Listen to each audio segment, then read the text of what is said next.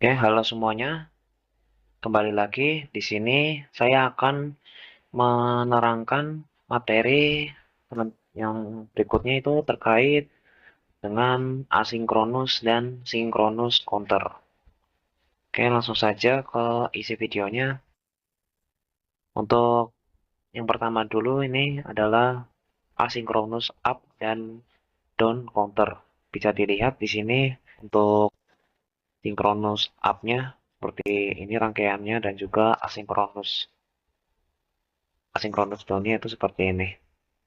Nah, asinkronus up dan asinkronus down counter itu adalah jenis rangkaian pencacah atau counter digital yang bekerja berdasarkan pulsa clock yang tidak serempak atau tidak tersinkronisasi pada semua flip-flop.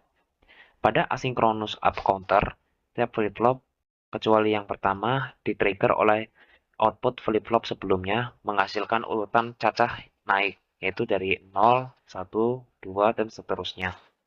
Sedangkan pada asinkronus down counter, rangkaian dirancang untuk mencacah turun, misalnya dari nilai maksimumnya ke 0. Jadi bisa dari 4, 3, 2, 1 ke 0. Gitu.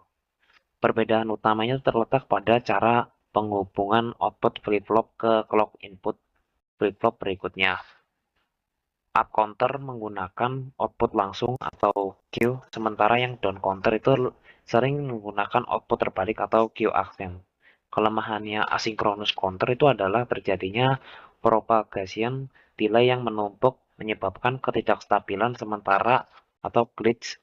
Namun keunggulannya adalah desainnya sederhana dan minim komponen.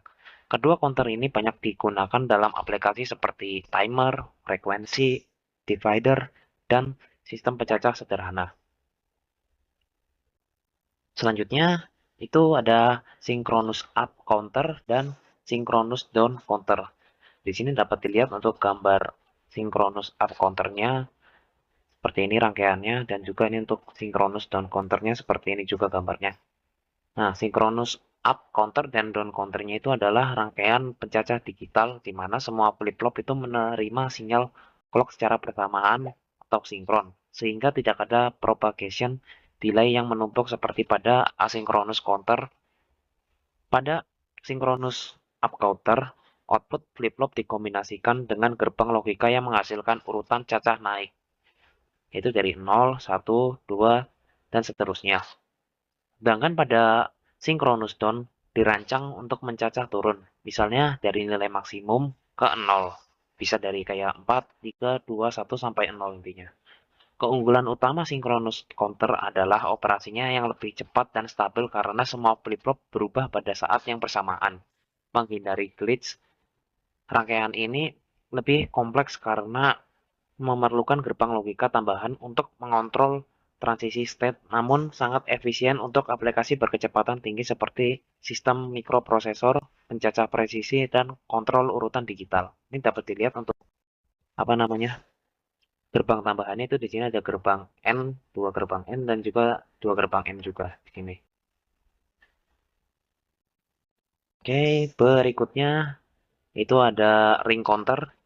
Nah, ring counter ini merupakan pencacah khusus yang dibangun untuk menggunakan shift register dengan konfigurasi melingkar, di mana keluaran flip-flop terakhir dihubungkan kembali ke masukan pertama.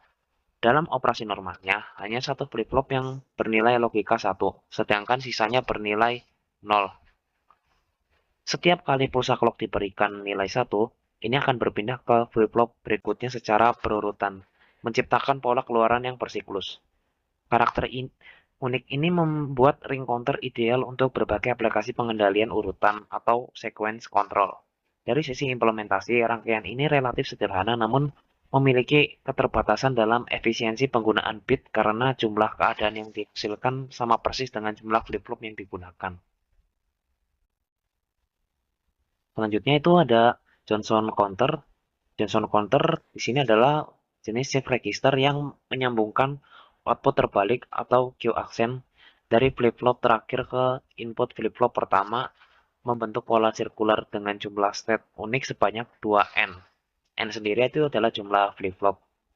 Berbeda dengan ring counter biasa, Johnson counter itu memiliki efisiensi lebih tinggi karena dapat menghasilkan lebih banyak kombinasi output dengan flip-flop yang lebih sedikit. Misalnya di sini ada 4 flip-flop itu dapat menghasilkan 8 state berbeda. Itu dari 0000, 1000, 1100 sampai dengan 111, terus kembali lagi ke 0111, terus selanjutnya sampai balik lagi ke 0000. Keunggulannya termasuk desain sederhana, minim glitch, dan siklus pencacahan yang simetris sehingga cocok untuk aplikasi seperti pembangkit pola atau sequence generator, pengendali motor stepper, atau decoder rotasi. Namun kelemahannya adalah tidak semua state terpakai secara optimal sehingga memerlukan riset awal untuk sinkronisasi. Oke, Oke, di sini dapat dilihat untuk rangkaian yang pertama itu ada asynchronous up.